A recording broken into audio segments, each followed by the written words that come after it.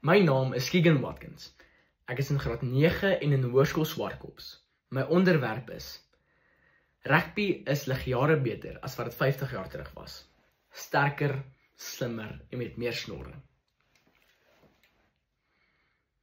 As mens na die foto van die Iersgebore dramaturg en skrywer Oscar Wilde op Britannia.com kyk, kan mens half insien hoe my mening gehad het, dat rugby 'n sport is vir barbare, wat deur die Here gespeel word.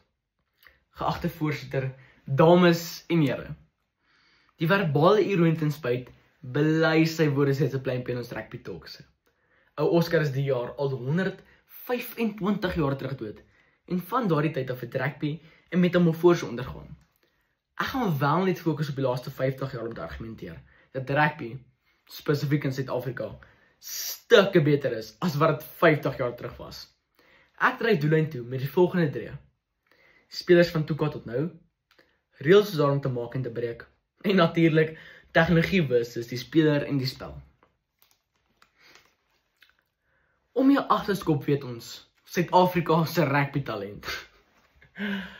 Wel, dit is iets wat uit die donkerjare, uit die beste deel van die Genepool afkom.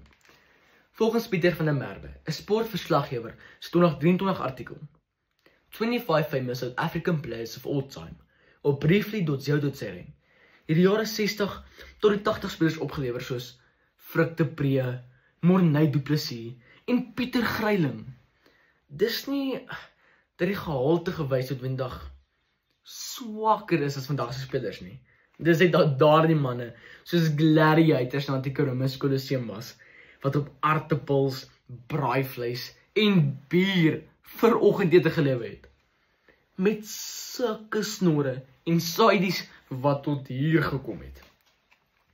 Vandag is 'n heeltemal ander storie. Daar's nou net meer produkte by betrokke. Die spelers is nie groot nie, maar hulle weet om daardie massa in 'n fisiese masjien om te sit. Dit gaan nie net oor die brute krag nie, maar oor die slim strategie. Die werk wat ingesit moet word om die beste fisiese en geestelike fiksie uit elke speler uithaal, maak dit professioneel op 'n heel ander vlak. Dis presies die geval wat dit dieet aanbetref. Nou is wetenskaplikes meet en pas wat geformuleer word om die beste uit elke individu uithaal, wat aansienlik groter is as 50 jaar terug. Hierdie hele skuif in die spel weerspieël baie duidelik 'n hoër mate van professionaliteit as teen wêreldkragte, byvoorbeeld toe Suid-Afrika grootliks afgesny was van die internasionale kragmeting, skryf sportdeskundige Havana Dalchi se 7 November 2023 artikel, A History of Rugby in South Africa, op funtimesmagazine.com. In die algemeen, hierdie hele skryf van plaaslik na meer internasionale platform 'n beter rugbyspeler gevorm weens omstandighede. Tweedens, die reëls van 50 jaar terug en nou baie verander.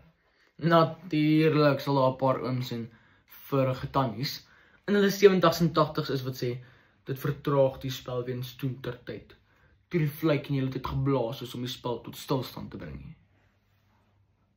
Ek reken steeds, rugby van vandag sit voor in die koor. 50 jaar terug het dit net gegaan oor die brute krag van elke speler en nie oor die veiligheid nie.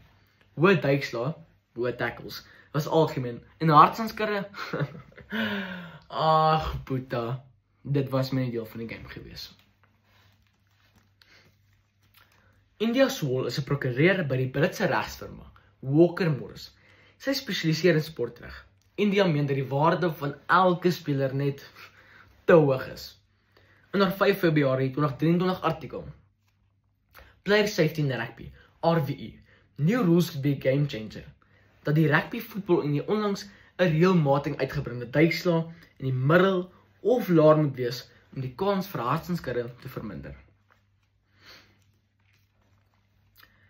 50 jaar terug was rugby eenvoudig geweest. Dit was jy met jou tokse en daardie leerbal wat so swaar was soos 'n nat hond. As jy seer gekry het, is daar net vir jou gesê, soet 'n bietjie spoeg aan en speel aan. Vandag het ons baie streng reëls om ons te beskerm, dat skeieregters geel en rooi kaarte so smarties uitdeel.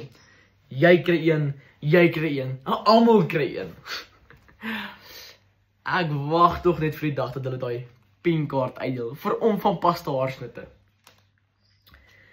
Die bekendstelling van tegnologie soos televisiewedstryd-amptenaar, TMO, het verder die toepassing van reëls verseker, wat die veiligheid van 'n speler en ook regverdige spel verseker. 50 jaar terug was daar nie 'n TMO gewees nie, en die skeieregter het net gesê, ek dink dit is 'n 3.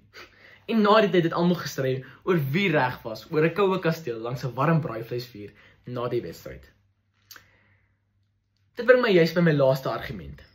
Die hele toeskouerervaring is weens tegnologie op 'n heeltemal ander vlak as wat dit 50 jaar terug was.